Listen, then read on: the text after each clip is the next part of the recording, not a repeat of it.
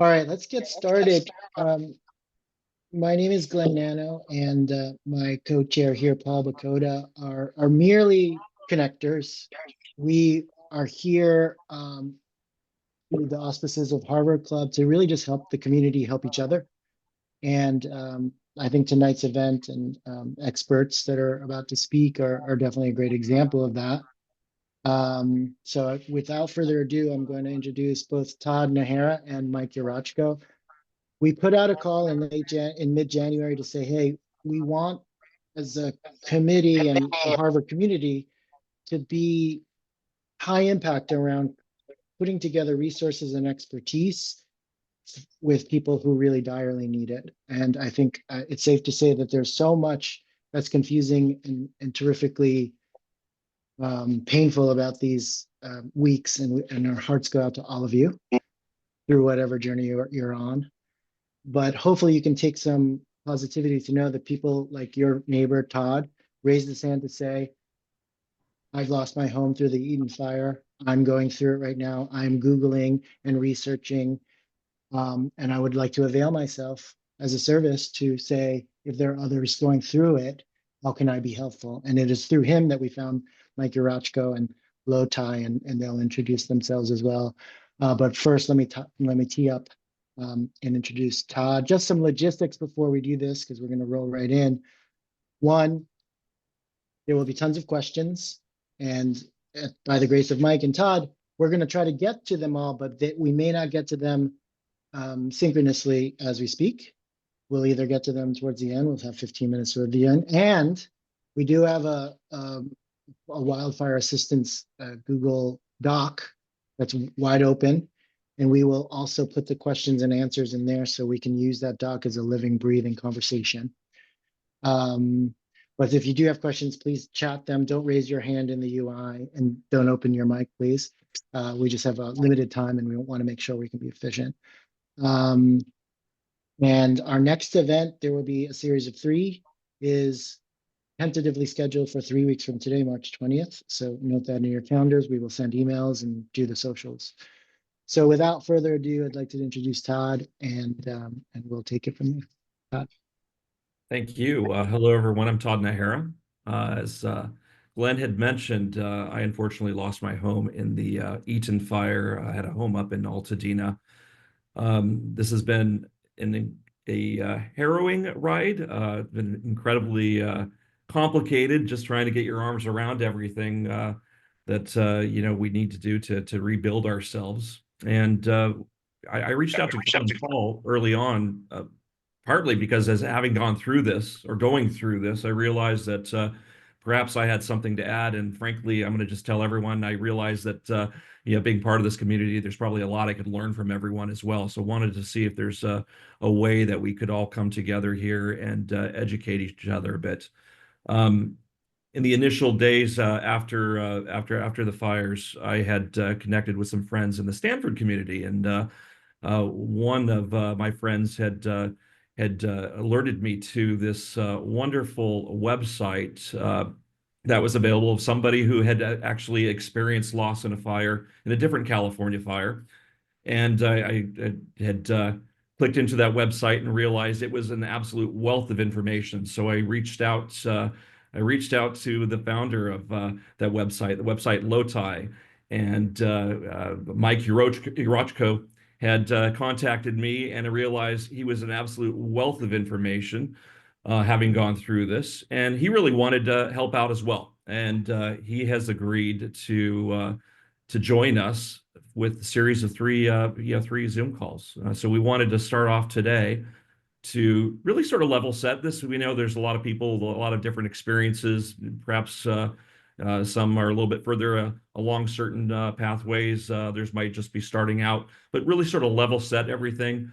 And then just to figure out together how we can help each other out as we recover from these events.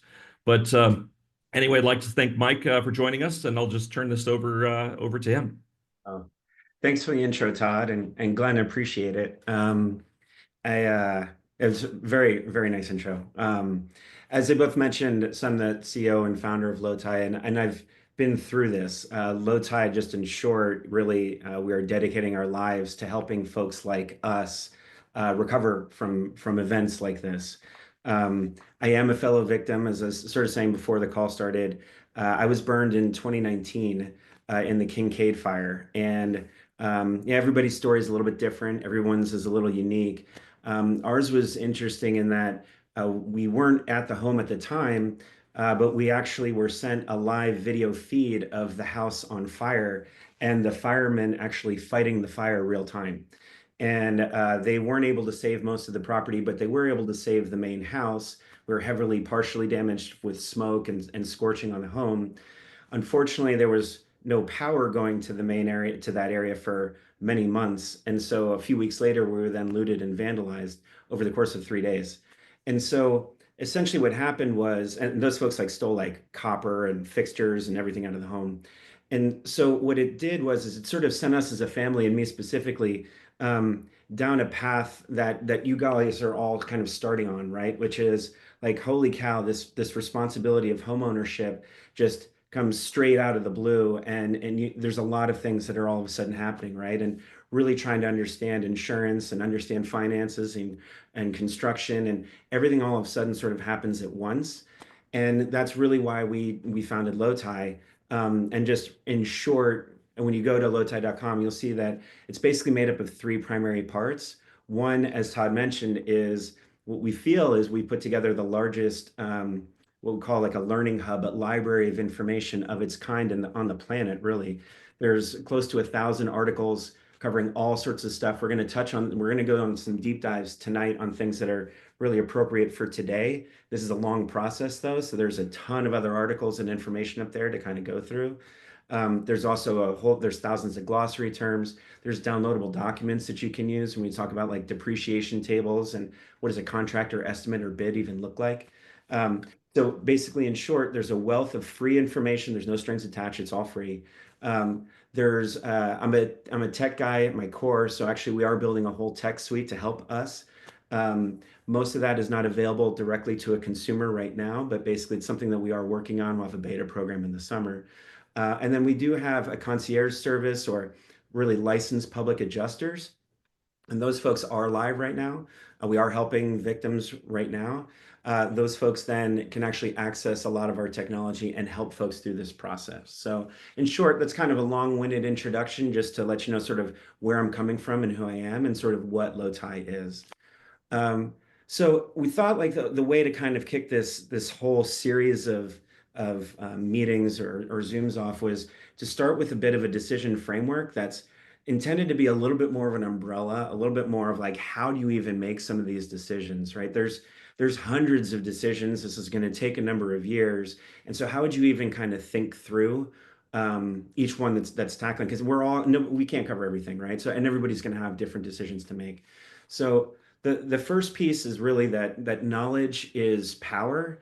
And it may sound simple, but you are going to have to roll up the sleeves a bit and learn some pretty complicated things.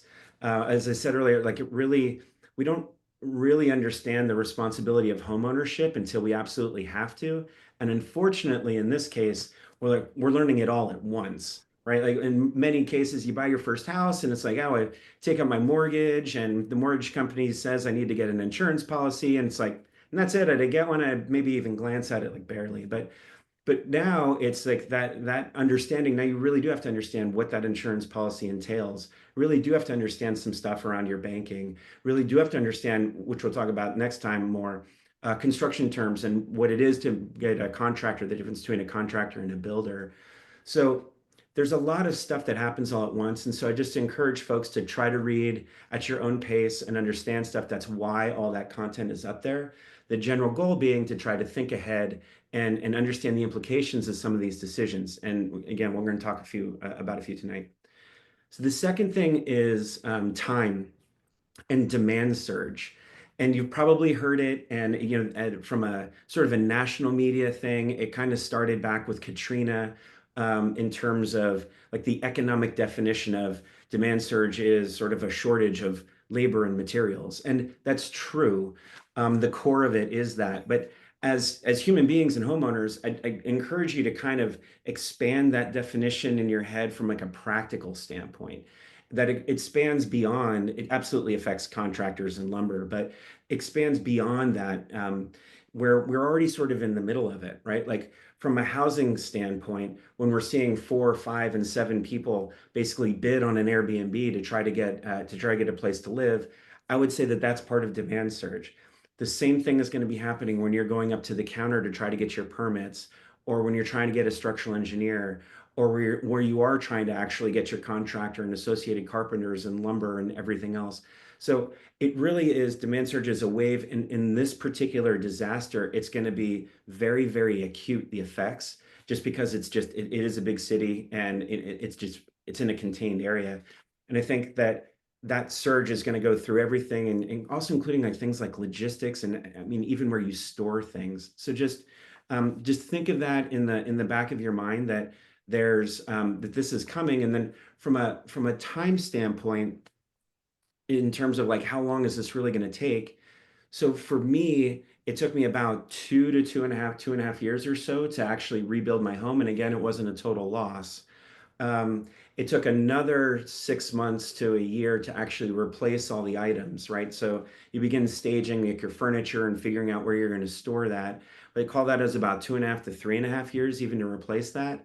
And then at the end of that is my final insurance payouts, and that was about 3.5 years. So and even we ended up suing PG&E. We were part of a lawsuit for PG&E, and that was like 3.5 years. So it's a long process, and through this, like, you kind of want to stay ahead of everybody else going through the same process, so you can kind of choose your path, the best path for you. So I just would kind of keep that in mind from a time and demand surge.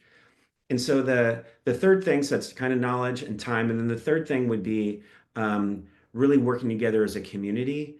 And this forum is awesome. And I've also heard there's like some other cool things. I've heard about like some of the WhatsApp threads that are covering individual insurance carriers, which is terrific. There's a variety of town halls and neighborhood blocks and things like that. Um, that is critical to understanding the path forward. And again, I would kind of encourage you to kind of push the boundaries of what that even means. Instead, and beyond just sharing knowledge, I would consider pooling purchasing power, right? So like working together as a group to basically rebuild your home. So for example, when you're trying to hire a contractor, if there's 10 homes together, hiring 10 contractors, that's not the most efficient way to handle lumber, materials, and labor. It's much more efficient if those 10 homes are working together with one contractor or one builder.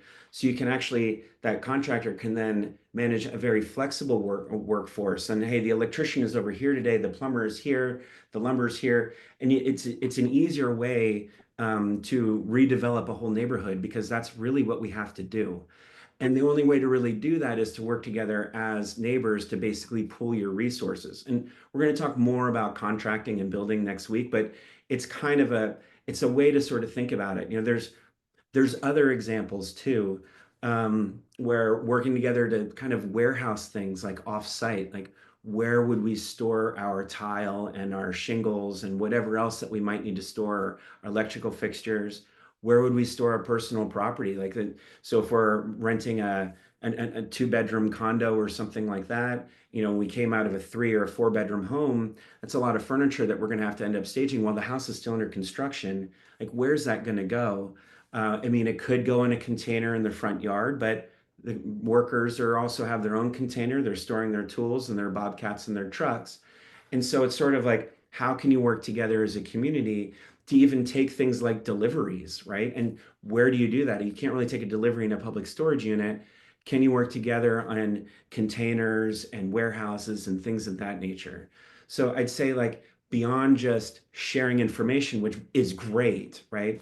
Is really try to brainstorm on how can you truly work together almost the way a company would kind of pool resources, because it will really help everybody stay ahead of that surge. You can work to share knowledge together to stay ahead of that surge, make good decisions, and then you're kind of like you're in control of the whole situation, more or less.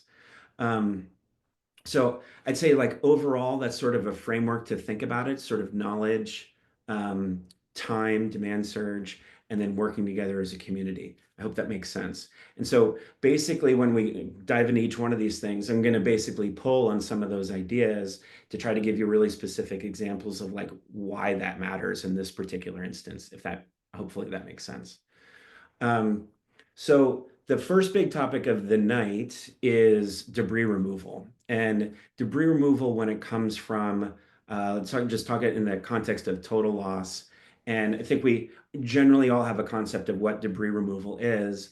And because the U.S. Army Corps of Engineers and FEMA is sort of the kind of the de facto option, and that versus private debris removal, and most people are choosing FEMA / U.S. Army Corps of Engineers, and that's fine. I just wanted to use this forum though to kind of give you a sense of why would you choose private, right? I think we've heard a lot about why you would go with U.S. Army Corps of Engineers. It sounds easy. You sign a right of entry form and then kind of set it and forget it, and you come back and whenever it is, 3 months, 6 months, a year from now, and your debris is cleared. There's some real reasons to go or to consider private. First, it is I'd say reasons that you would have to go with FEMA. Let's even just tackle that. Like you probably really should if you're highly underinsured or if you have no insurance, because private debris in that case then it'd be a cash out scenario, and cash in this whole thing is king. It is king or queen. Because of essentially not just construction, but replacement and stuff. So cash is king.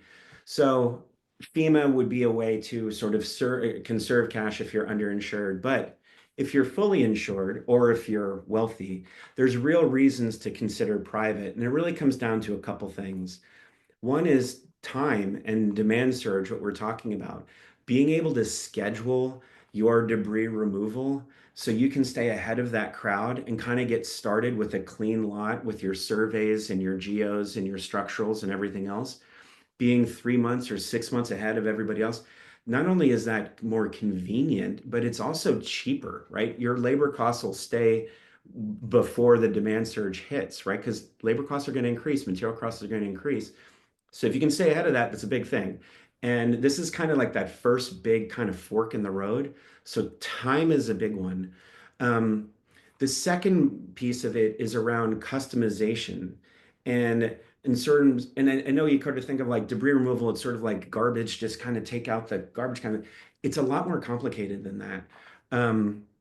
Basically there's a whole process, to a step-by-step process of how this really works, and you can customize sort of along the way. And I'm going to get a little kind of technical on what the process really means, but basically, so that way you can kind of understand why you would make a decision. So the first piece of this is really around asbestos testing, and in the private world it costs about $5 to $7 grand to basically test your property to see if there was asbestos. I'm not even sure if FEMA's even doing that, honestly, and this is separate from what the EPA was doing with your household chemicals. So, but asbestos testing is something that we did in 17, 18, 19, and every other wildfire in California. So something to kind of keep in mind. That said, in most cases, there's not a lot of asbestos, especially if homes were built in the 50s and beyond. So let's assume we clear that. The next thing that then happens is some of the big stuff starts getting removed, and it starts with recycling of steel and concrete. So some of those larger homes, especially in the Palisades, you'd sort of see those big steel I-beams. They can be 18 inches or 2 feet. And I've seen some massive beams.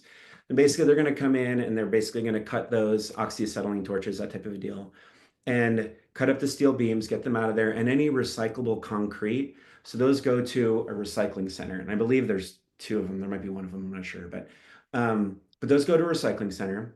And then the next piece that happens is that then the groups come in and they take away the rest of your burned house down to the foundation. So the rest of, well, the rubble, if you will. So in many cases, so there's a couple kinds of foundations. So foundation number 1 is called a pier on beam or post on beam. And basically that's if you were to like look under your house, you'd have like a crawl space and you'd sort of see like a concrete block and a wood post. And then basically your whole house is sitting on top of beams that are sitting on top of these posts. In that case, and in a fire, that's almost like it's a kind of a lucky scenario because that foundation is actually going to burn up, right? So it's actually pretty light and it burns and it just kind of goes away with the rubble. In the case of a slab foundation, a slab is basically a concrete pad in a variety of thicknesses, right? But it's a concrete pad that your home is built on. So in the private scenario, you can basically clear everything that's on top, and then you can bring out your structural engineer like that same day or the next day because you're working with a private debris removal, and you can test the structural viability of that foundation. They use what's called a tachometer. It's a big thing. But basically, they're trying to figure out if that concrete foundation you can still build on top of it. There's other ways they used to do it too. They used to drill some holes, but basically, it's like, can we reuse this foundation or not? That could be kind of a thing. Now, if you want to use in the same, if you want to rebuild in the same footprint, that'd be kind of a money saver, right? That concrete's expensive. That's 30, 40, 50 grand, right? So you might want to actually kind of keep that foundation. It could be really important for you. For other folks, maybe not, but at least you have that option. So anyways, the next thing, so let's say that we don't want to keep the foundation, we keep going. So you remove that slab foundation. You also then remove the next 6 inches of dirt that's just sitting on top. And then the last piece is that then you want to come in and test to see if there's any metals that are in the ground, like lead and cadmium are in there. And I think right now FEMA's not doing any of that kind of testing, which is a little weird to me. I might even recommend testing that just because I don't really want my kids playing in lead. So I would probably test that. But the general point is that you have a couple forks, and then in addition, what they remove, in addition to when they remove it, is now also up to you. So like trees, for instance, are a big thing, right? We lost a lot of trees. On our property, we lost 27, I think. But we did save two. And the way we were able to look to see if we wanted to save them was if the tree was black, but still maybe had a little bit of green on some leaves, we actually kind of let that tree stick around. And like I said, a couple of them survived. If the tree is a little bit white on the outside, more like charcoal, then the tree needs to be removed. But the general point is if you want to save some of these heritage, there's a lot of heritage oak trees that I've seen and things like that. FEMA might not necessarily come in and hand select each tree. They're just going to clear. You might want to actually save some of those trees. It could be really important to you. The other and final thing is around driveways. And so driveways are really important because so FEMA's not going to remove your driveway. But even in a private debris scenario, I wouldn't recommend removing it yet. So driveways are really important because when you're going through construction, you're going to want to have places to store containers for be it tools or your furniture and trucks and bobcats and whatever else that you're going to need to rebuild your home. Driveways are really handy to do that. And over time, they're going to get chewed up anyways. But in a private debris scenario, then at the end of construction, you can then come back and say, oh, I still have 8 grand or 10 grand left in my debris removal. Let's remove that driveway and then we can pour a nice new driveway. And so like that's what I mean by customization allows you, or debris removal allows for a customization for like kind of different forks in the road for each part of that debris removal process. So it's just something to, again, it's something to keep in mind. I'd say just if you're going to go private or if you're interested in private, make sure that they're licensed. There's a lot of folks out there that are not licensed that say, they're sticking a sign up on a tree and saying debris removal, like 1-800-DEBRIS or whatever. Like, get a licensed person. In Sonoma, we actually have like 40% of the homes have not even been rebuilt yet in Sonoma County. Some of those, not all of them, but some of them are because the debris was not removed properly. And so the county can't actually sign off on rebuilding on something that they don't know how the debris was actually removed. I think in LA, it's a little bit different on this go round, that they're seeming to be a little bit more relaxed on what that means. But anyways, it's just something to keep in mind that I'd much rather have a licensed debris removal and hauling and that type of thing involved. Think perhaps there's a few points I'd like to just highlight here. And one thing I just want to mention to everyone too is early on through this process, I was told once you think you have everything figured out, you learn something new, or you realize you're kind of stepping back. And Mike and I have been trading some notes as well on this. But I have some additional information I think that we can add on to what you had highlighted here. First thing I want to mention, though, is there is a deadline here with regard to opting in or opting out with regard to the Army Corps of Engineers. So it's something that everyone should be mindful of. And that's March 31st. So you want to you want to take a look at that as soon as you can. Going back to timing, they're processing these as they receive them. So once you fill out the application, it's a very simple application to fill out. They're essentially going to verify that you are in fact the homeowner. So once that is done, you're essentially at the head of the queue or ahead of their queue to move forward. But otherwise, as Mike had highlighted here, there's quite a few homes out there they got to get to, and to the extent that this is you get that in a little bit later, you might end up being a little bit further down the road than what you could with a private debris removal company. One thing to be clear here is the Army Corps of Engineers, they're only going to focus on the ash footprint.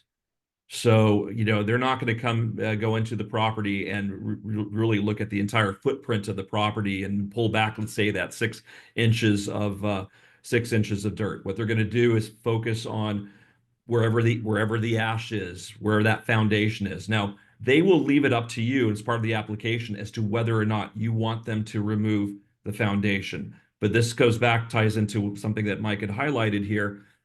If you have the Army Corps of Engineers going in there and they're using their heavy equipment and they're on top of that foundation, they will probably damage that foundation. So if they are in there, they are recommending that you go ahead and remove that foundation. So that's a decision point to be mindful of, especially if you're looking to cut back on costs, as Mike had highlighted. One new bit of information that I have learned is, and I presume this is going to happen both in the Palisades fires and the Eaton fire, is there is going to be some sample testing initially. So they're not going to test every property right now based on historical experience. They're saying that they don't need to test the dirt for heavy metals, other toxic substances below 6 inches. But they will do some sampling initially to see if that's actually true or not. So that is something that is going to happen here. And then just in terms of what will they remove, in terms of trees, hazardous trees and I don't know how the determination of what a hazardous tree, but hazardous trees are something they'll remove. Otherwise, they'll likely leave the trees in place. They're going to leave your driveway in place.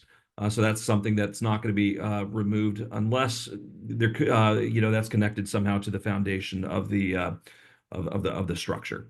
So just a little bit of additional information there that might be helpful.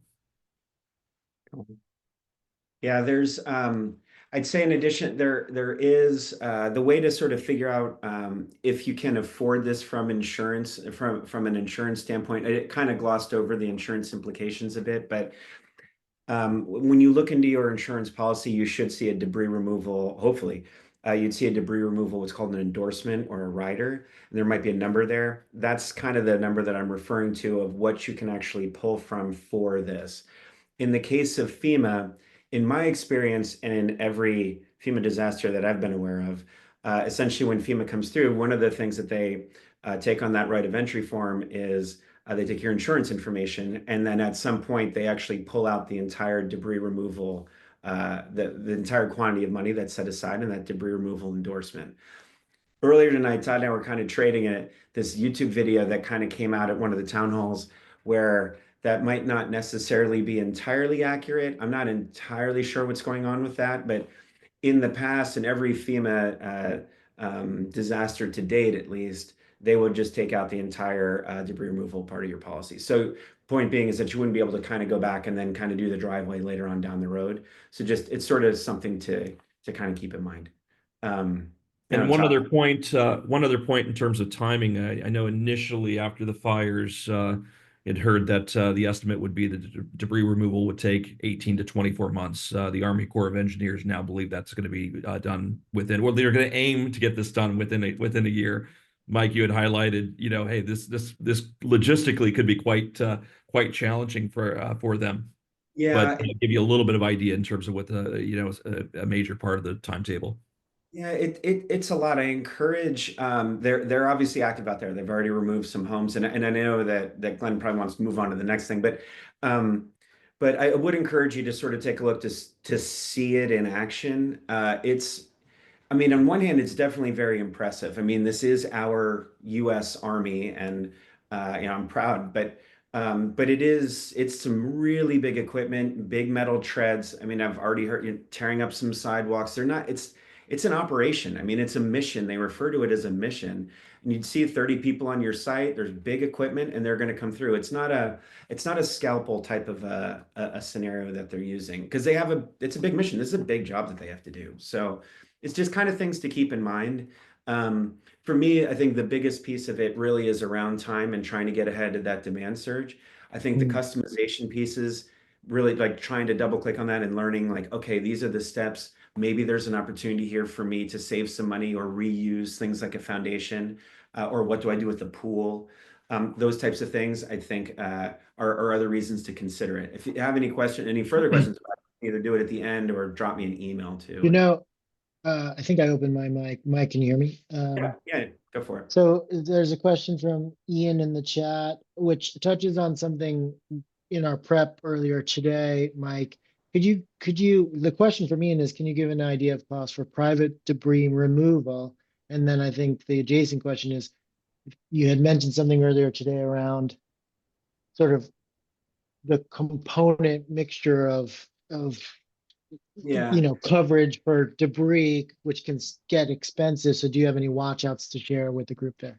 So cost is tricky, and basically, if even just go down to the foundation, just go from the bottom up, right? So removing a slab foundation is obviously quite a bit more expensive because it weighs something, and you've got to cut it up, and you've got to get it in the truck than a pier on beam foundation, which was wood and burned, right? So and basically it's just ash, and all they're going to do is just water it down and put it on the truck. So they're like just even in a 2,000 square foot house with two different foundations, it's completely different. And then as you sort of go up, like how is that house made? Are there steel beams involved? That's obviously a lot more. Is the house is it a stucco home? Stucco doesn't really burn up. That said, but like a redwood siding or wood siding absolutely does.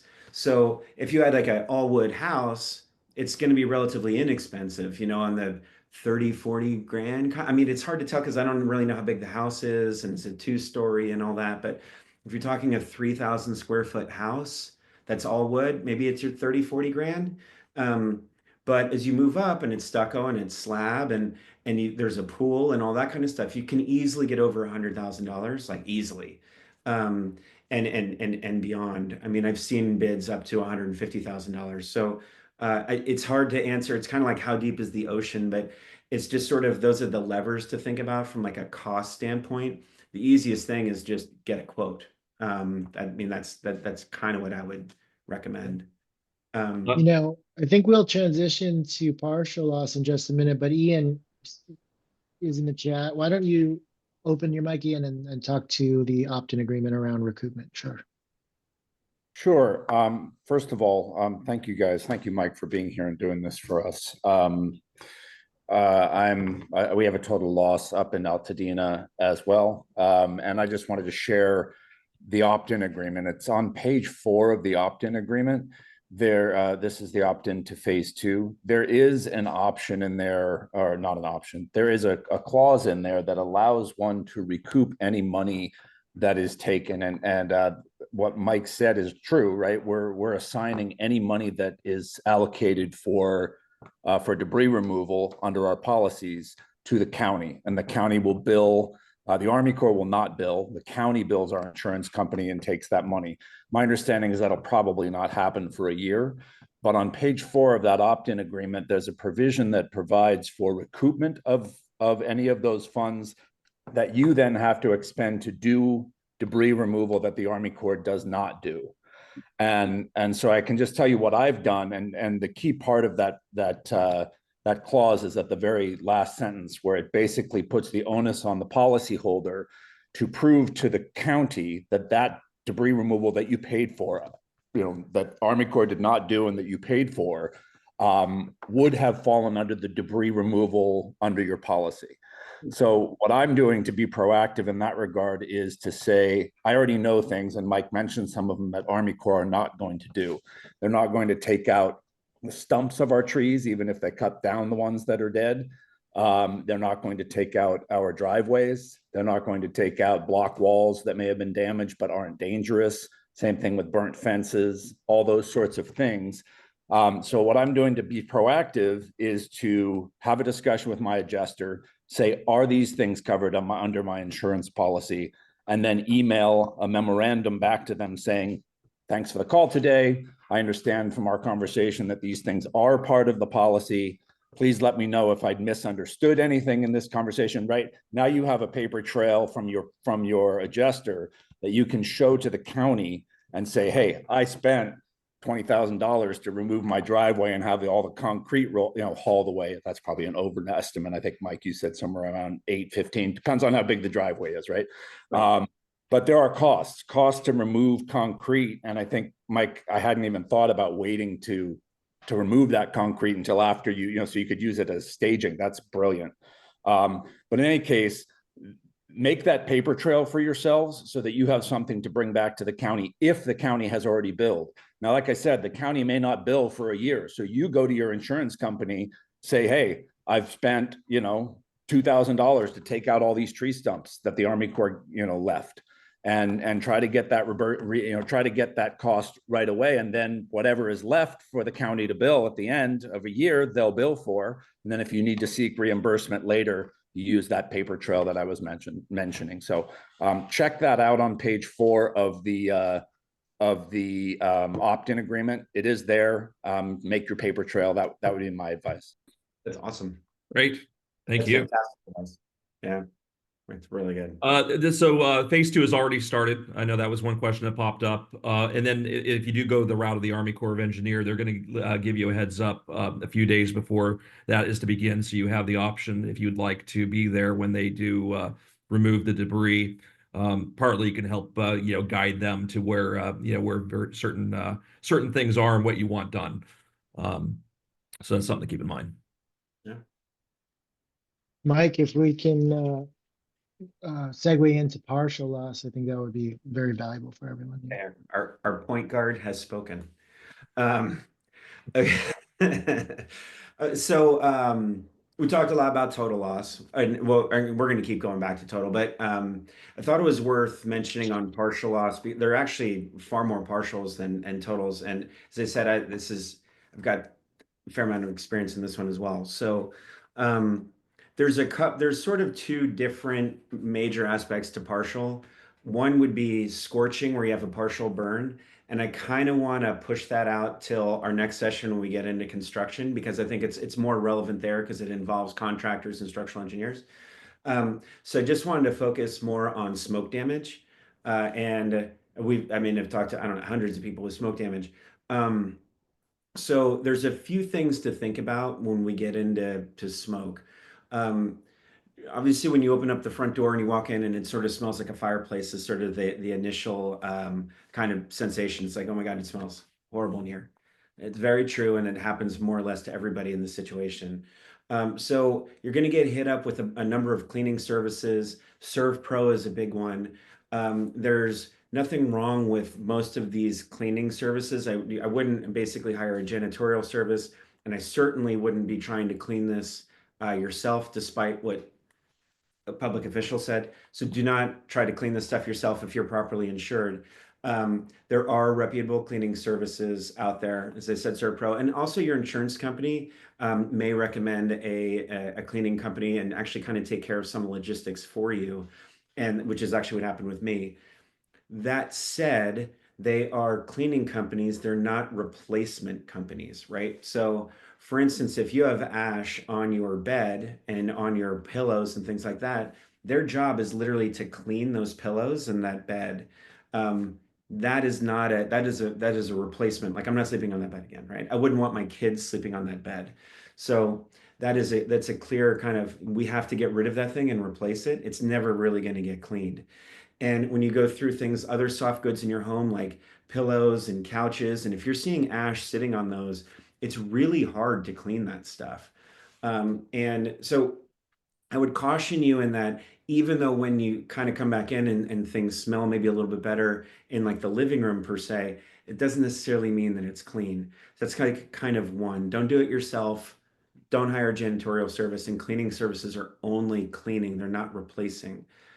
The second thing is that when we kind of walk into a home, we don't always really go into the attic, right? So when you're getting scorched on the outside or just general smoke, it's going to roll up the side of the house and it's going to curl underneath your eaves. And underneath your eaves, you should have some sort of attic ventilation. And that when that smoke actually gets through that attic ventilation, it'll then go and settle in on your insulation in your attic. And that's not cleanable. Basically, you can't like go and vacuum up fiberglass. It doesn't work that way. So that has to be remediated and removed. A lot of like the professional cleaning companies will actually do that for you if it's not kind of too bad and there's not actual scorching and you don't need to get a contractor. But just like keep that in mind. Don't forget about the attic because that's absolutely sort of a part of this, right? It is your home. The third thing to keep in mind is that those are sort of soft goods and insulation is also like kind of the hard goods. So like, wood desks, that can be wiped down, that kind of a thing. But when we start talking about getting into like electronics and flat screen TVs, it's a lot more subtle and can be far more problematic. And that's because that smoke and soot is actually made of carbon, right? And carbon is a conductor. And so when carbon lands on your electronics, it could short circuit it and the computer or TV doesn't turn on, or it could turn on, but now all of a sudden the lifespan of that thing might only be a few months or a year or whatever it is, right? So you really want to be careful, that kind of stuff. I mean, a really practical piece of advice is if you saw ash on your desktop computer, like just go immediately back it up and we all use cloud-based services, but put on a thumb drive or a backup hard drive and just get that stuff off of that system because your computer could literally die tomorrow.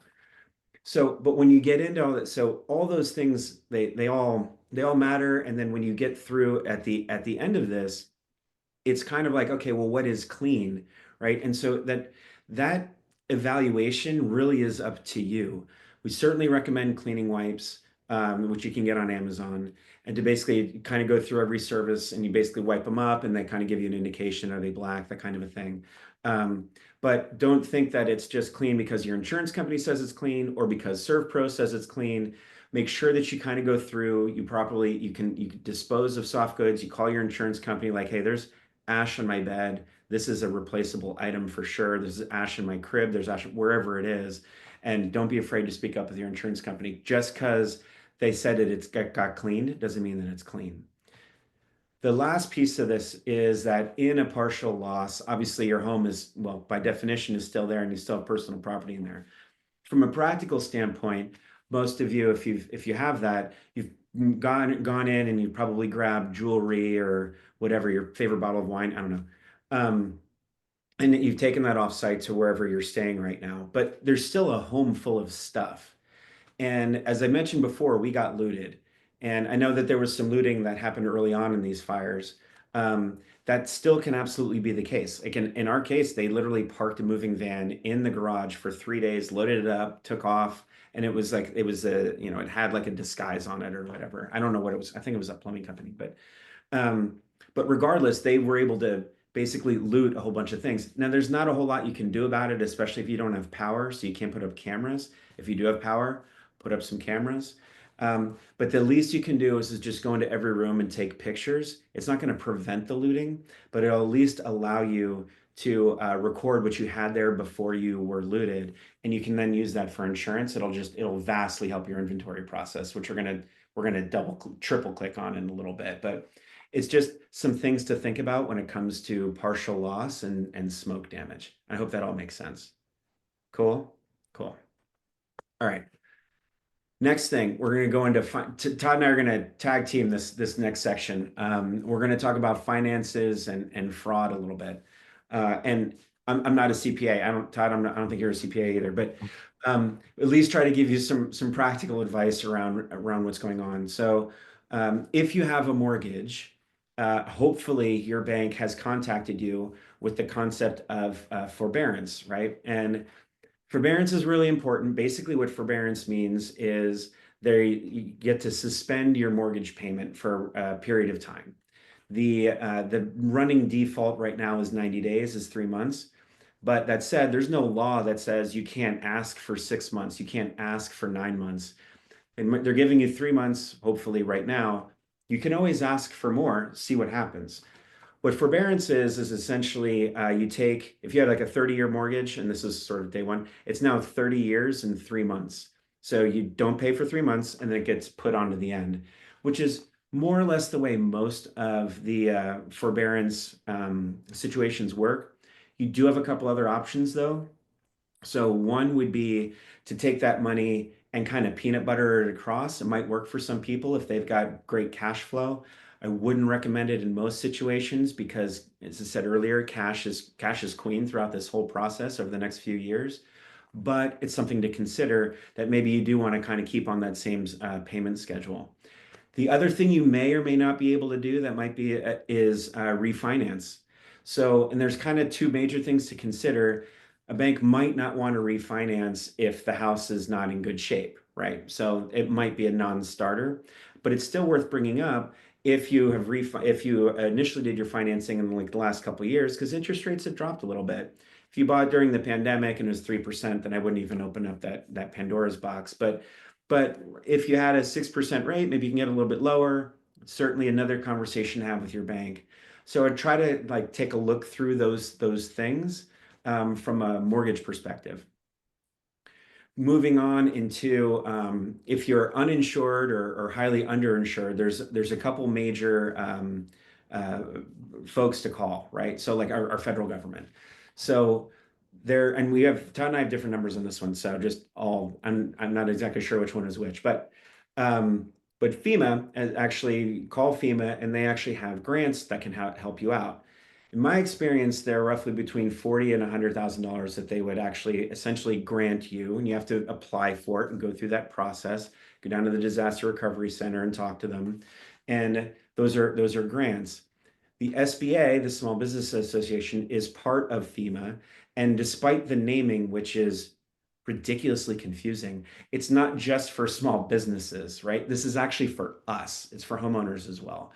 And so you can actually borrow from the SBA, and their rates, in my experience, were pretty competitive when I was looking at stuff. Right now, what I was hearing was that the rates were around 4%. I think, Todd, you had a different experience, but I saw a 4% rate and over a 30-year term, and you were able to borrow up to $2 million. That said, that might have been for actual small businesses. I think Todd was sort of seeing some different guardrails. And I think you also have some dates too, but those are definitely two stones to kind of uncover if you need some more cash. I know, Todd, you want to talk really quickly? Just a few things there. So I'm with I have a mortgage with Wells Fargo. I don't know if this is different for each of the banks, but did ask them for forbearance. My understanding is the banks will do 3 months at a time. So you can get more, but it comes up. And again, I don't know with what Mike said. Why not ask for more if you can get more? But at least with Wells Fargo, once the 90 days is up, you can ask for for the forbearance again. I don't know how long that can go. I've heard that can go up to about a year. And it's, remember, it's in their interest to keep you healthy, and they don't want to see a whole bunch of foreclosures, right? They'd rather, hey, like, save your cash, let's get this thing rebuilt. They have a vested interest in your property, so that it's not a hard negotiation. Sometimes it can be ears wide open type of thing. But anyways, just And again, I don't know if this is just differs with the bank, but we're going to talk about the insurance policies and what they're paying out shortly. But if a number of people should have received, or hopefully will have received, checks for coverage A and coverage C of their insurance policy. The question then is, well, what do you do with that money? If you have a mortgage, you will likely be that the check for a coverage A will be made out to, and that's for the dwelling, will be made out both to yourself and to the and to the bank. At least with Wells Fargo, what they had conveyed to me was that I have a choice. I can either pay off the mortgage, or if I don't pay off the mortgage and there's something outstanding, the monies will be put into an escrow account. It's my understanding that any interest earned would be payable to the homeowner, but I also know that there's some potential new legislation regarding that to at least to ensure that should be coming up shortly. So little bit of a gray area there, but that's the options that we have with Wells Fargo. Go ahead. Yeah, and the process there, just double clicking on it really quickly. So it's not usually C, by the way, the personal property part of your policy. And I'll talk about insurance in a little bit, but around A and B, the building itself. And that escrow account, which most people tend to choose, essentially that then those funds are released throughout the rebuilding process because the bank wants to make sure that it's getting rebuilt to basically to code, right? So from a practical standpoint, what ends up happening then is you get your inspection from the county or the city or whoever you're working through, right? And then the bank is going to send out their own inspectors. So like in practice, it kind of works like a construction loan where they're releasing tranches of that money out of escrow. So it inhibits liquidity for sure, but it's also in their interest to get the home rebuilt. So I'm sure they would prefer you to pay off the mortgage, but that's kind of like practically how that escrow thing works with bank inspectors and everything else. Sorry. No, hey, thank you for that clarity there. And then with regard to the other sources of financing, so there's some deadlines that are coming up here. You highlighted FEMA, so let's see here. FEMA has a deadline to apply for that assistance. I believe that's March 10th. So it's something to be mindful of. So it's something I'd recommend everyone to do at this point. So these funds, these government funds, are for both the uninsured and the underinsured, and we could find out as we're going through this process. And matter of fact, my understanding is most people are likely underinsured here, so it's worthwhile to apply for that. I know that there had been a lot of confusion initially because a number of people had been denied assistance when they initially had that when they initially applied. That is possible. But it doesn't mean that it's completely shut off. You can then follow up and ask for them to reconsider your application with additional information as you go forward. So FEMA, March 10th. The SBA loan, you need to apply for FEMA to qualify for the SBA loan. So this is where the information we have is a little bit different. My understanding is it's about 600,000 that's available to homeowners. Of that 600,000, 100,000 would be for to replace personal possessions. The 500,000 would be for the dwelling. 250,000 of that could potentially be applied towards paying down your mortgage. So again, this is an area there's some you've been hearing some different information on. When I spoke to the SBA, what they said is they take a look at what your credit rating is. If they deem your credit rating good and that you can get outside credit, then it's going to be a somewhat more expensive loan, and it could be for a 30-year loan. It could be up for something 5.5%, or even higher. If they deem that you cannot or it'd be difficult for you to get outside debt financing, then it's something that will be closer to 2.5% or a little bit over 2.5%. So again, these loans are available for the uninsured and underinsured. We don't know yet in terms of whether or not our insurance policies, the proceeds that we would have under that for our claims would be enough to rebuild. So it is something that it would be helpful to apply for. And for the SBA loan, let me see here the dates. It's March 10th is the deadline to apply for that. So that's coming up fairly shortly. We're going to provide this to you, but there are a few other deadlines coming up. March 2nd, there's an LA Region Small Business Relief Fund, a Worker Relief Fund. I can't tell you exactly what the requirements are there.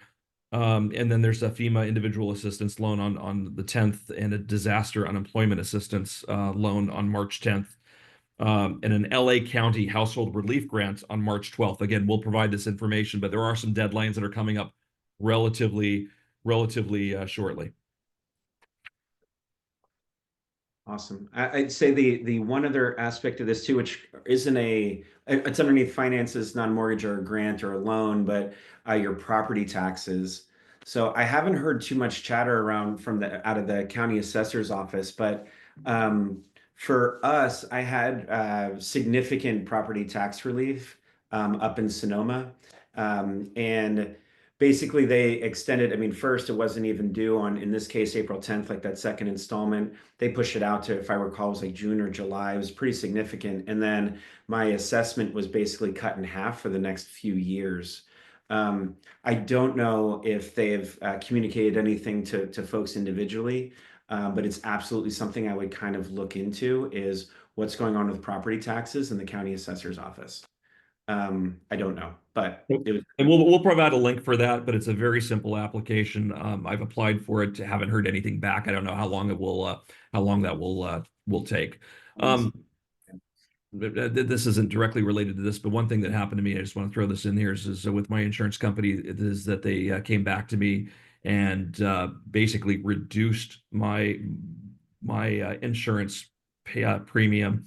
And one thing just to highlight to everyone is make certain that you're current with any of your insurance payments going forward, because you want them to make certain that they cover you as we go forward with the recovery process. That's true. It's very true. Yeah, I'd say sort of like the last piece of this sort of section, because we're talking about finances, is fraud. And so I've had a number of conversations with folks that have asked me, like, does this sound right to you? And it's like, generally, if it doesn't sound right, it's not right. So that the high level thing to keep in mind is that be very wary of inbound calls, right? So essentially, these disaster maps, like your homes they're public record. You can sort of see if there's total loss and partial loss and everything else. And it's not too hard to look up title information, honestly, who you are. You go into, there's services called like Nexus, Lexus, and then continuing down the road and looking into Facebook and finding kids and all that kind of stuff. It's a very connected digital modern world that we live in, and that enables fraud pretty quickly. Like some examples, just building off of FEMA. FEMA is not going to call you directly, and they certainly don't text. But that is something that has happened, where somebody posing as FEMA, I haven't heard SBA, but you can assume SBA too, of like calling and saying, hey, I'm from FEMA. Do you need money? Give me information to basically wire you money. That's bad. That's a no-fly zone. Utility companies aren't actively calling folks to say, hey, give me your credit card because you just have a balance. We know we haven't been providing power, for instance, recently. So just give me a credit card. We want to wrap up your statement, and then we'll be back in touch in 3 months. That's not happening. That's not a real utility company. You shouldn't be paying. Moving companies are not knocking on your door saying, let me take your stuff off site. You should not be like saying, hey, you have a moving truck? That's great. Take all of my stuff. I haven't heard that specifically, but I have heard of it. The other ones I've definitely heard specifically. And then I'd say sort of like the last piece, and we'll talk about contractors and construction next week, but contractors should not be asking you for a $10,000 or $20,000 deposit to get you preferred treatment or get you to the front of the line. I think the maximum, I can double check this, but I think the maximum they can even ask you for once a bid is signed is $1,000 to get a project started. So don't just be handing out money because it's a confusing time, and certainly be very wary of any inbound calls. And like I said, the FEMA one is a very, very real one that's happened to a number of folks. So I just want to kind of take that opportunity around fraud. I'm not a fraud expert, but those are just things that have popped in that I've heard. Hey, one last point on the SBA loan. So I had applied for one, and in my situation, I actually refinanced my home back in December. So I have a relatively high interest rate, and frankly, I don't. If I have the opportunity to pay that down, I'd like to. But then, of course, the concern is if I go ahead and take the proceeds from the insurance company, from my insurance claim, and pay that down, do I have enough money to rebuild the house? So it's interesting. I talked to the SBA about that situation. They're actually, they're I don't know what their answer is going to be, but they're evaluating whether or not this is a situation where they'd support me. And one other thing that they had mentioned to me, because this was obviously a concern, was I didn't want to go ahead and apply, get approved for this SBA loan for $600,000, and then find myself with, incremental, debt payments for 30 years.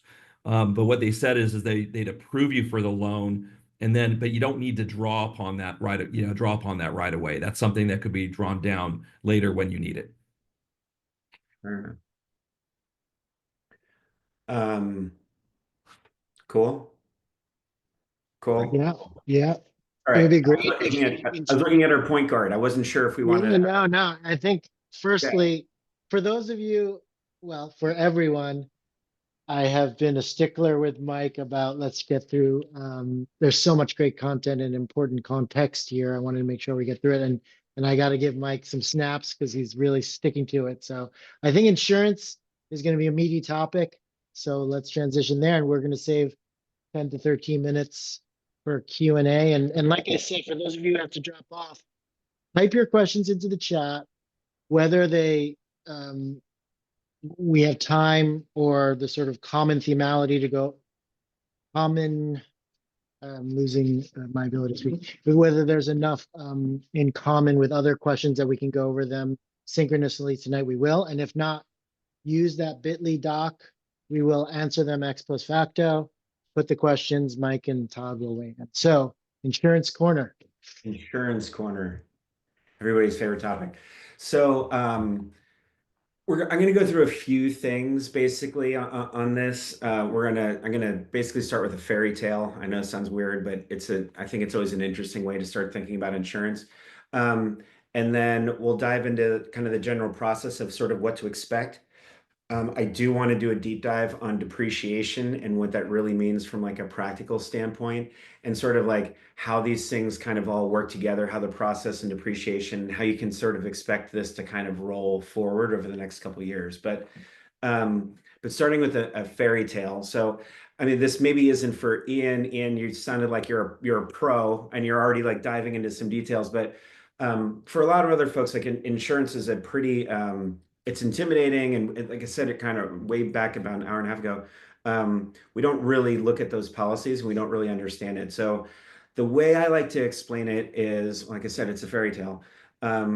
So if you imagine you've got like this guy, Bill, the friendly giant, okay? And imagine he's a couple 100 feet tall and he's standing over your home and he picks up your home off of your property entirely, right? The stuff that's down there that you've built before, right? That's still on the property. Things like fences and pools, detached garages are a really big one because you only picked up your home. That's under your secondary structures. That's coverage B. Sometimes it's also just like a line item underneath your primary dwelling, but we like to refer to it as B. But basically, those are your secondary structures, the things that are still there on the ground. When Bill the Friendly Giant then has his home and then he shakes the home, the things that fall out, things like couches and mirrors, things that are not permanently attached to your home, that's your personal property. So like clothing and toys and sporting goods. The things that are now he still has in his hand as part of your primary dwelling. And most people kind of understand, okay, I get it. That's like my roof and my lumber. It also includes things that are still permanently attached, right? So like things like hot water heaters, air conditioning units, generators, stuff, well, not portable, but permanently affixed generators, things like that. That's part of A. Those actually aren't part of your personal property. The last piece is loss of use, because obviously you can't live in your home anymore. So loss of use is D, and that's where also you might hear the term ALE, additional living expenses, is sort of kind of ALE it's actually a subset, but loss of use is D. And that's basically where you're getting your rent from. There's also some other things, and I think we've got it on the insurance corner for next week, but there's some other things that you can kind of pull out of loss of use in terms of like travel logs and things to basically make your new home safe that you're staying in for the next couple of years. So it's kind of at a fairy tale level. It's about a giant. It's sort of the way to kind of think about it, or maybe around a kitchen table when you're kind of explaining to a spouse or kids, like, hey, this is what's going on. Like the other aspects that are in your policy, you'll see another thing called Section 2. That's basically liability and then medical for others. that's essentially, in most cases right now, that's not really going to be relevant, quite honestly. It's essentially when, if there was maybe somebody in the house that fell out and you're liable for their safety, then basically that coverage is for that person's medical expenses and your associated liability. It's definitely not meant for this. It's more for if a kid is overplaying and falls down the stairs, or trampolines or things like that, like dog bites are a big one. So basically that's more what that coverage is for. But just so you know how to read the policy, that's sort of the broad strokes. The other things that we've sort of talked about a little bit, like debris removal is one, is our endorsements. They're also called riders. So that's the same exact, they're synonymous. And those are basically like mini coverages. So the big ones are those big four, right? But then those mini coverages are really, really important to understand. Like landscaping is one, ordinance coverage is another one. And some of them landscaping is probably pretty easy to understand. Ordinance is a little bit different. But they're really, really important to basically what your insurance really is responsible for getting you back on your feet. And that, which kind of like leads us into kind of what the process is and kind of what to expect, right? So if you kind of understand the policy at a high level of like what this thing is, right? Then we get into the process. And so the process always starts with an insurance adjuster that I hope you've all met. And to be fair, they're trained to be very friendly. Most people like their adjuster. Like, hey, my adjuster was really nice. Like he smiled. He seems like a really nice guy. Yeah, he's from out of town, but and it's like, okay, so insurance adjusters that work for insurance companies are trained to be nice. They're almost customer service in a way. Like they want you to be happy with what's going on. They don't want to. They don't want a frustrated customer. Those folks coming in from out of state are actually called CAT adjusters, or catastrophe adjusters. So those folks are from out of town, and I've heard a ton of times like they don't understand how much construction really is going to cost in LA because they're from out of town. It's like the reality is that it's not even those adjusters' jobs to really understand that they're pulling stuff from Xactimate. Xactimate is a piece of software that insurance companies use. It's more or less the standard. You're going to hear it a lot.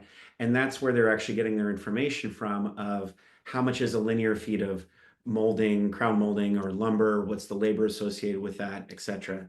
The adjuster themselves is not saying, oh, I think labor is $35 an hour here in LA, or whatever is in there, right?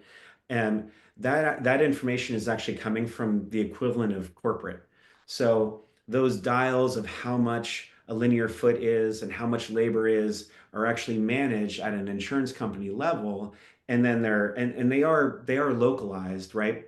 But they're certainly meant to be a negotiating starting point from what you would expect. So like I've seen quotes already for, hey, rebuilding a home in the Palisades at $484 a square foot. It doesn't cost it costs twice that much to rebuild in the Palisades, right? So, but the way that process is, that's kind of what that insurance adjuster is essentially. They're intending to be your friend. They want you to be happy, and they don't want you to be frustrated. And I actually recommend trying not to get frustrated with the insurance. And you're going to get frustrated with the insurance process, but try to remain calm. Don't curse. Like really be patient with folks, because the folks on the other side, they're actually they're experiencing demand surge as well. They have lots of clients, right? That's why the CAT adjusters are in town. And you don't want to be moved to the bottom of the pile because you're a pain to deal with, right? Be as nice as you can, be firm. And then, as Ian was even saying earlier, right? Make sure that you're documenting things if you have a conversation with somebody, and say, this is what I understood, and email to them and say, this is my working understanding. So be firm, don't curse and yell, and try to document stuff, but they're going to be nice. So in addition to being nice, there's a lot of money being paid or offered or paid out, those types of terms, right? So for instance, somebody gets paid, I got paid 100% of my A, like this is great, like I'm done, right? That's great. So let's say you had a $1 million policy to rebuild your home, just on that A, the thing that Bill was still holding. You got $1 million to rebuild, right? That's terrific. It's a great situation to be in. But In addition, you'd find it, hopefully, you might find an additional rider or endorsement in your policy that's called like extended replacement cost, or could be a replacement cost, but extended replacement cost is sort of the big thing, and it might be in caps. That's a really important thing. So it might say 10%, 25%, 50%. And what that means is like, okay, well, you don't have just $1 million, you actually have 1,250,000 or 1,500,000, whatever math you want to use, right? So, but in order to get that money, you actually have to prove how much this is really costing you. So, although the insurance company might write you that check up front for, I'm using round numbers, that $1 million, you still are entitled to another 250 grand. In order to do that, though, you're now going to be rolling up the sleeves, and you have to work with your contractor, and you have to take really, really good care. You have to be exceptionally organized to understand every receipt, everything that you bought, even if you buy stuff at like Home Depot, or you go buy your electrical fixtures or anything that's permanently attached to the house. You want to go buy your own water heater or whatever it is, right? That's all part of that $1 million. Save those receipts, log them, obviously log the invoices from the contractor, because what you're doing is you're basically filling that $1 million bucket, because until you do that, you're not going to get any more money for your home from your insurance company. But you do have a right to more money if you have that extended replacement cost. So keep those receipts and keep your insurance company informed. It's usually a good habit that, generally you're going to be getting billed on a monthly basis from your contractor, and you're going to be paying, on a net 30 kind of a rolling thunder sort of a deal. So keep those books up to date and keep your insurance company up to date. Like, hey, I've spent $220,000, $330,000, 400, whatever it is. So they understand that the train is coming down the tracks and you're on top of stuff, because you know that, hey, you have this other $250,000 that might be sitting there, right? So it's really important to do that, to really track those invoices. It is a lot of work. From a simple standpoint, I recommend things like Google Drive and creating a Google Sheet, cloud-based stuff that's easy to share, because you're also going to have all these other pictures that we're going to talk about in a second. But you kind of want to choose a system that's really easy to store all of these things and send them over to your insurance, so you have your own kind of archives of what you sent beyond email. So that's kind of like one thing. Taking that same kind of concept, like that's sort of the rosy scenario, if they paid you 100% of A and then you just have replacement cost. Let's get into personal property, which usually isn't very rosy. I mean, admittedly, I just heard my first, like the other day, of the California Fair Plan actually did pay out 100% of somebody's personal property, their seat, the stuff that fell out, right? All the personal property, clothing and things. I haven't really heard that before from a California Fair Plan. Is tougher to deal with, generally speaking. That said, as part of that state declaration about a month and a half ago, the insurance companies are required to pay you 30% of your personal property, assuming your policy is up to date. So it's 30%. Then a couple weeks ago, Ricardo Lara, the commissioner, had a press release that essentially said, we are encouraging all of our insurance companies that do business here in the state to pay out a full 100% of your personal property.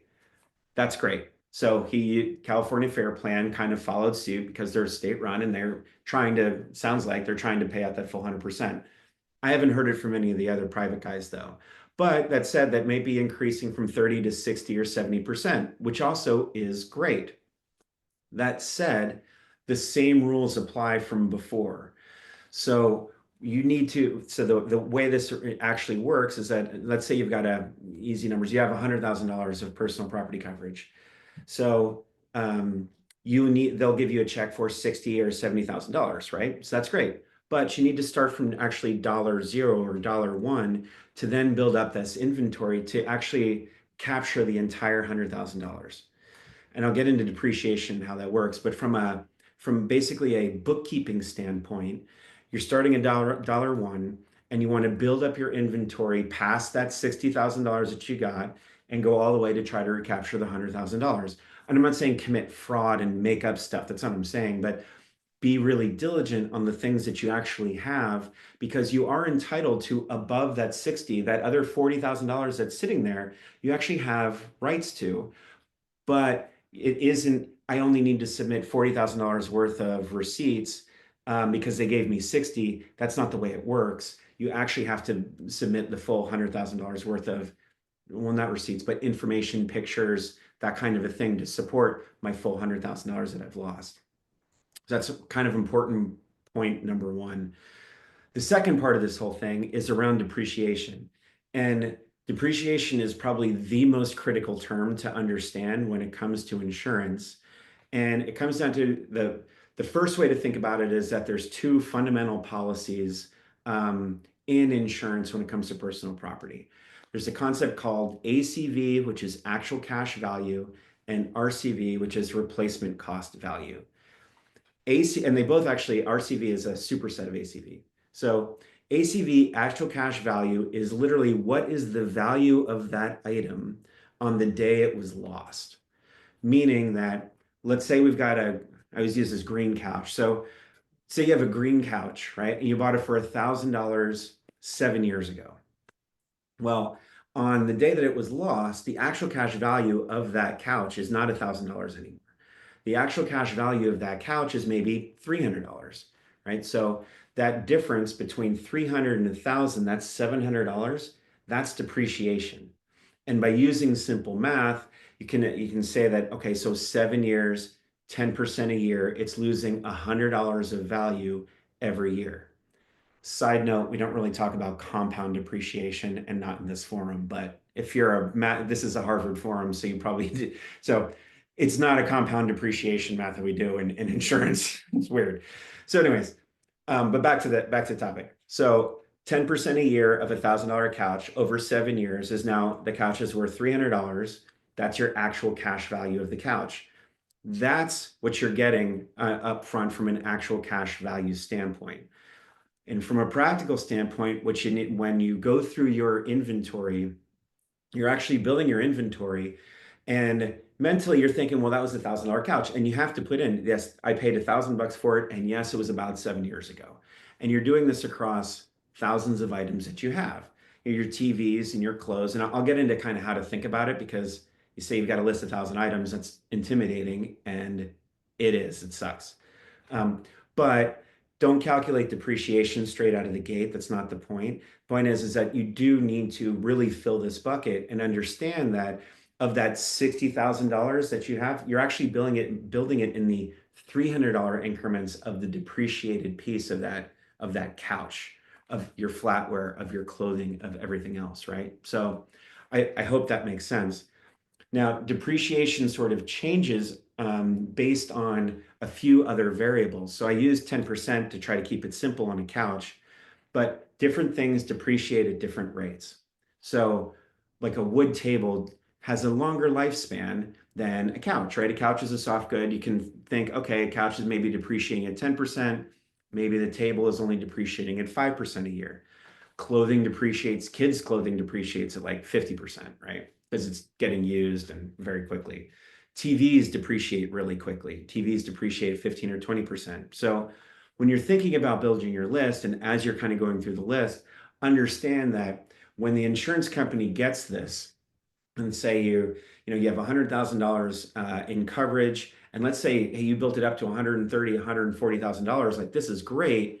That doesn't mean that you even hit the $100,000 limit, because everything is getting depreciated, right? So you want to kind of overshoot a bit in order to capture that actual cash value. The second piece of this thing, I hope that makes sense so far. The second piece of this thing is that RCV piece. The RCV piece is then the replacement cost value. So in this case, again, we have our $1,000 couch. We've got $300 for actual cash value, and that's $700 in depreciation. The replacement cost is still $1,000, theoretically.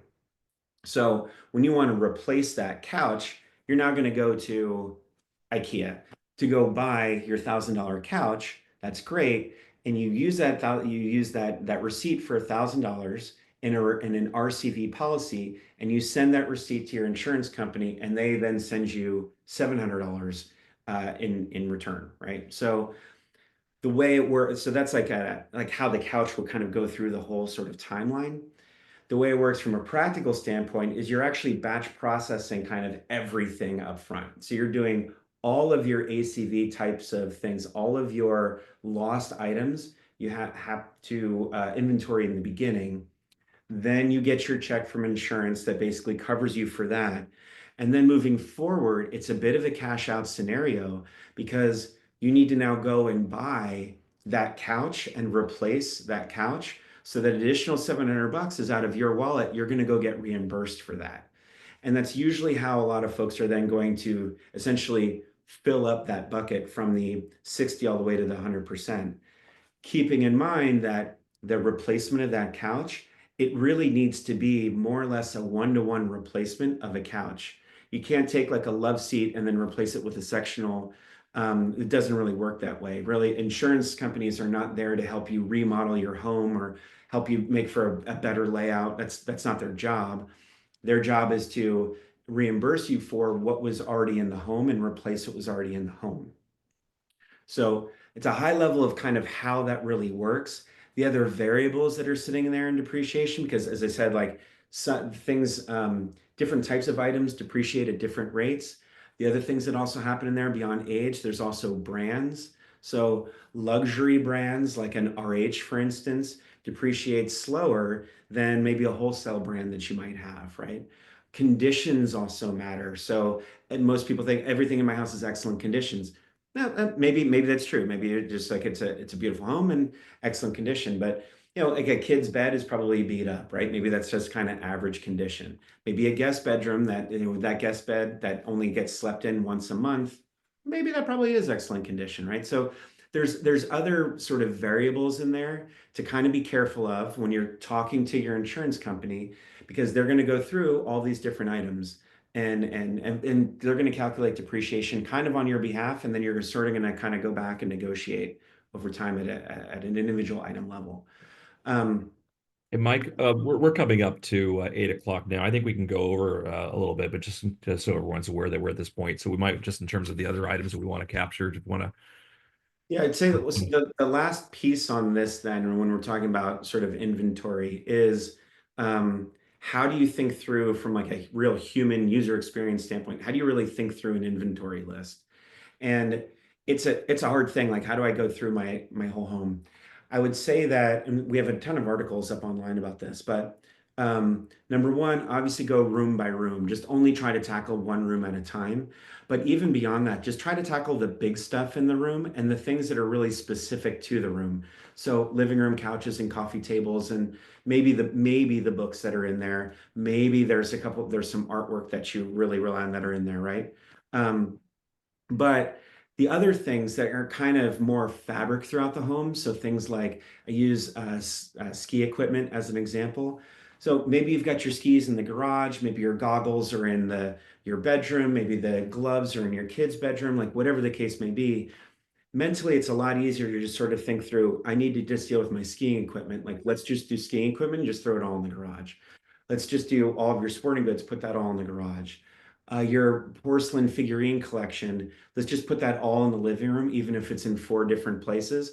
It's too big of a load to try to think about where they additionally are. Just like do the porcelain figurine collection collectively all in one place. And it's just sort of like how I think about it. There's an article for every single one of these as like a work stream up on in their rallybacks up online. I highly recommend you using them to sort of get through things like kitchen and offices and stuff like that. There's hundreds of items in a kitchen, and you might forget all the different sort of spatulas and all that kind of stuff. So food for thought on that. At the last piece of this whole thing is like all of this is really, it can be very overwhelming, and it is, right? So being very organized in terms of your construction and your invoices and receipts. And then in terms of building your inventory and gathering any supporting evidence for that inventory, recommend things like old pictures from vacations, pictures from Christmas and birthday parties that are inside the home that like, hey, that's the chair in the background. I forgot about the throw pillow, things of that nature. Like bring those pictures and store them on Google Drive and then share them with your insurance company, because that's your supporting evidence as you get into, yes, I really did have a coffee table and that was actually my father's antique and this is a picture of it. So you're going to want to be able to have some supporting evidence with that. But this is a lot of work, and this is why there are folks like public adjusters around. So as I mentioned earlier, we do have a public adjuster arm, and I really don't mean this to be an advertisement, but there are good public adjusters out there in the world, and there are bad public adjusters in the world. Generally speaking, their job is twofold. It's to organize the stuff that you have coming in and help you try to get that together. Maybe they work directly with your contractor as well to bring in those invoices and make sure that they're actually saying the right thing and make sure that, hey, this invoice is for secondary structures and this is actually for your primary. But they're going to organize those things in advance of talking to insurance, but they're going to get that all tackled for you. So they try to make it as hassle-free as possible. And then moving over to the insurance side, they're obviously trained in what your policy is and going through every single endorsement and rider and negotiating line items of depreciation and line items of every little thing.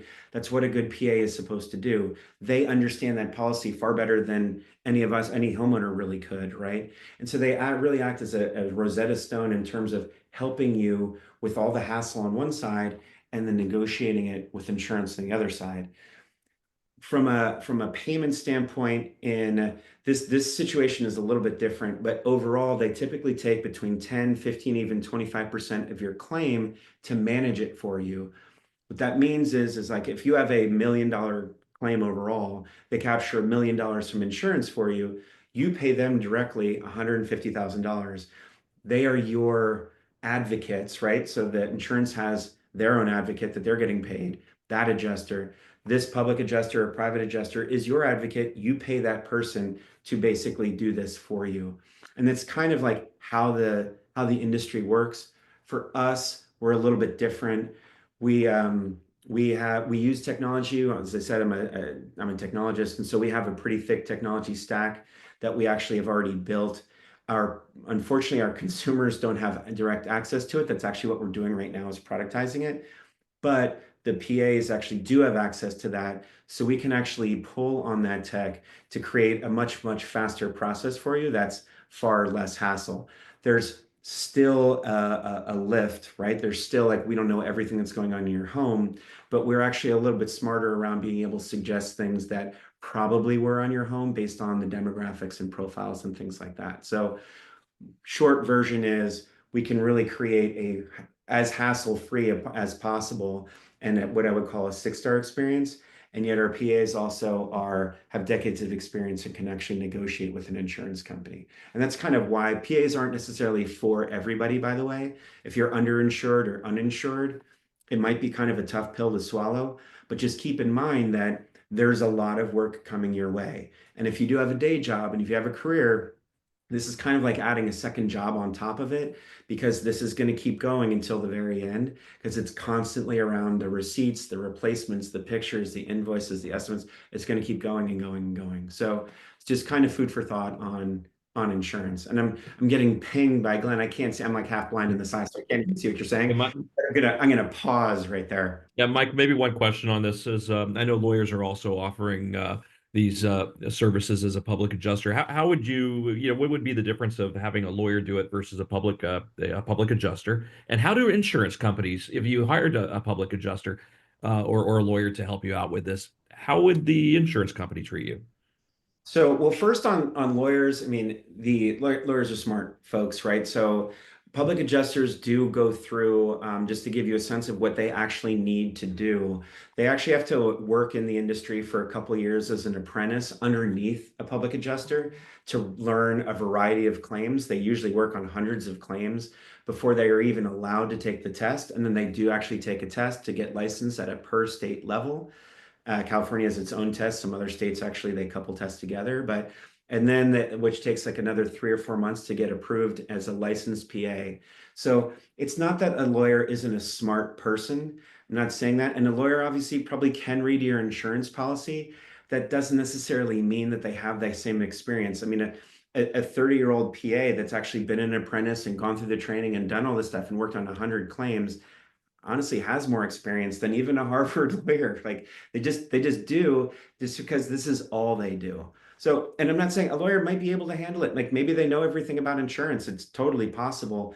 But there's a lot of, this isn't necessarily the case of the smartest guy in the room wins. It's more the most informed one because there's just so many nuances across everything. Like literally every single, our depreciation tables have 150 or 180 different line items and like 6 columns because they're consumer friendly. So it's sort of like, how do you even depreciate like that couch I can give you like 10 different answers on how I would actually depreciate that couch.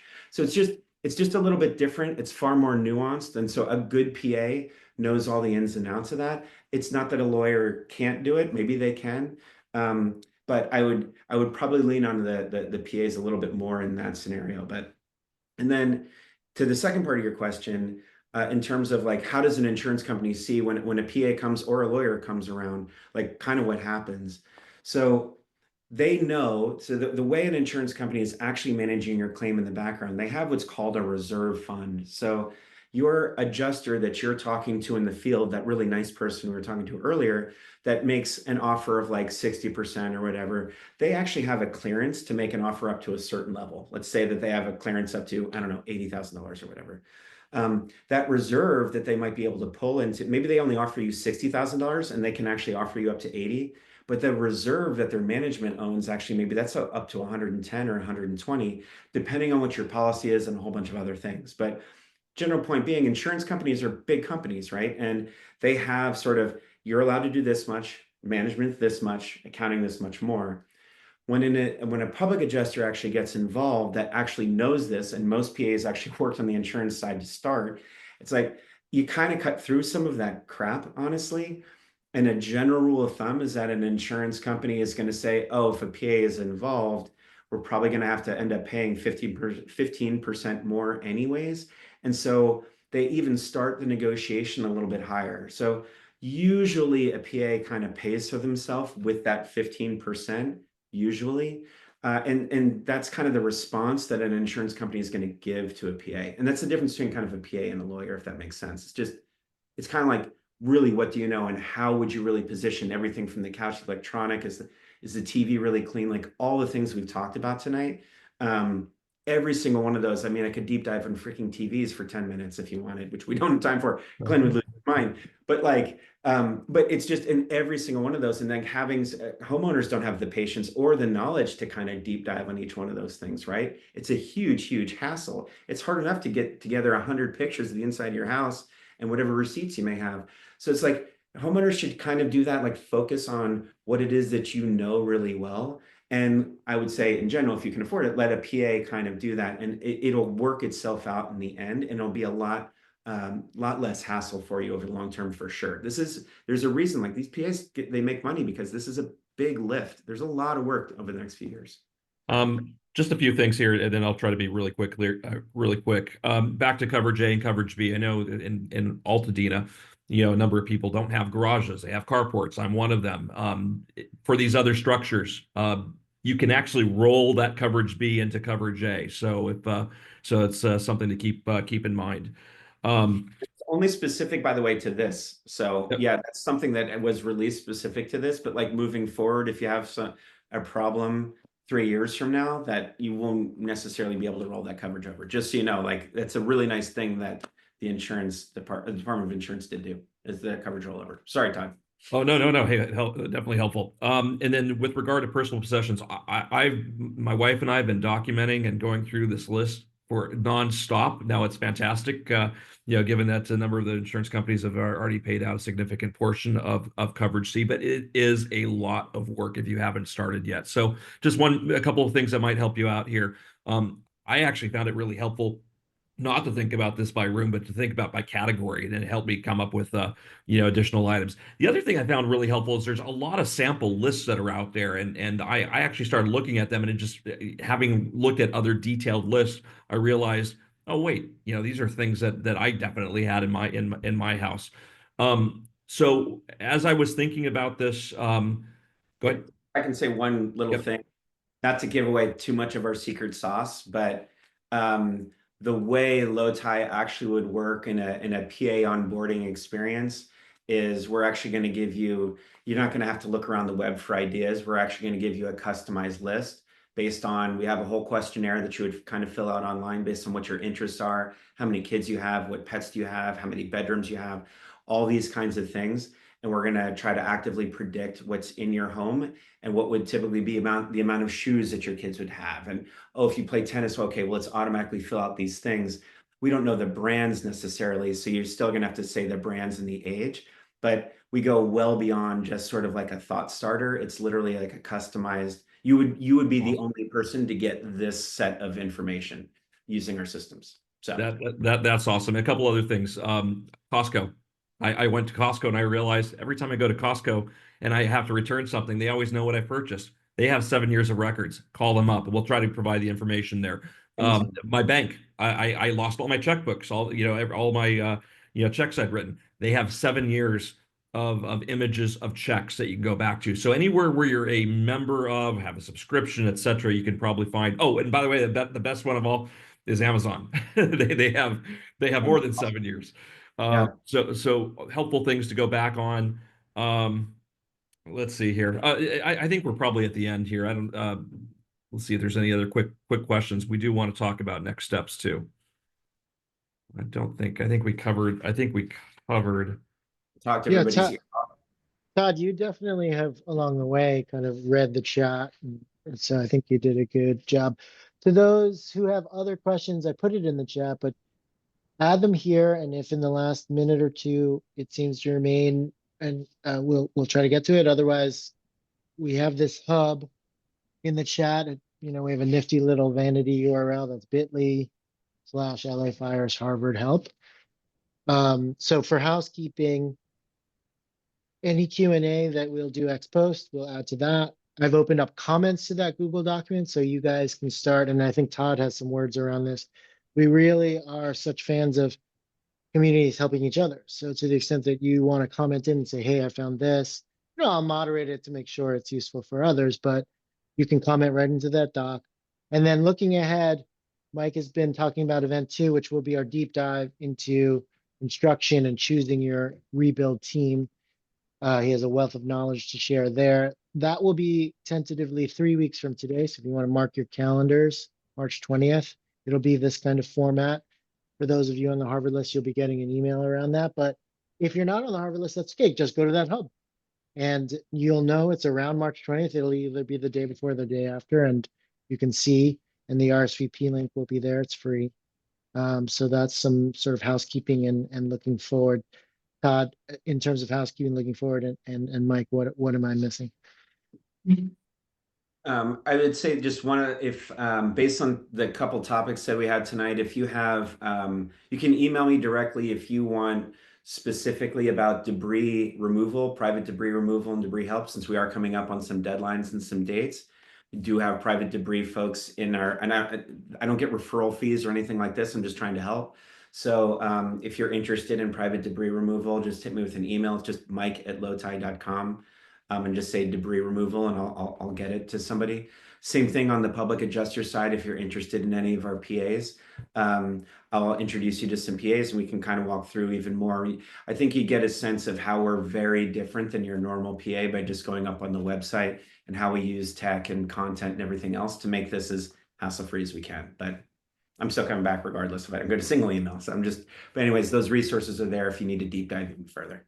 And Mike had mentioned this earlier. There are WhatsApp groups that I'd highly recommend you take a look at. That organized by insurance company. That's one thing that's been helpful. Otherwise, again, going back to something Mike had highlighted, reach out to your neighbors. If you can get groups of neighbors operating together, that could definitely help accelerate the timetable here, and learn from each other. I mean, the one thing I mentioned to Glenn at the very beginning of this is happy to join in and offer as much help as I can, but this is my first time going through this, as I'm learning, drinking from a fire hose. So, we could definitely learn from each other. Every time is different too. So, well, I'd love to invite everyone to give some snaps to both Mike and Todd. Again, for those of you who joined late, Todd is a community member and Harvard community member, just like you all, who, suffered a great home loss in the Eaton Fire. And through his own research, he found Mike Yurochko, who had suffered through the Kincade Fire in 2019, is building a startup and really is doing this all pro bono to just say, hey, I'm here to help. Doing this all in terms of sitting with us and taking time out, not just the hour and a half today, but hours and hours of prep for this event and the next 2 events. So we're so grateful, Mike, for your generosity here, and you as well, Todd. I think you all have great ways to get in touch with us or be in touch through that doc. You can email us directly. Our emails are in the doc.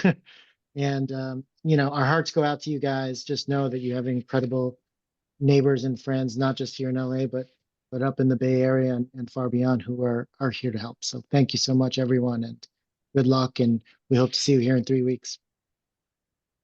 Thanks, Glenn. Thank Thanks, Mike. you. Thanks, guys. Take care, everyone. Stay safe. Hang in there.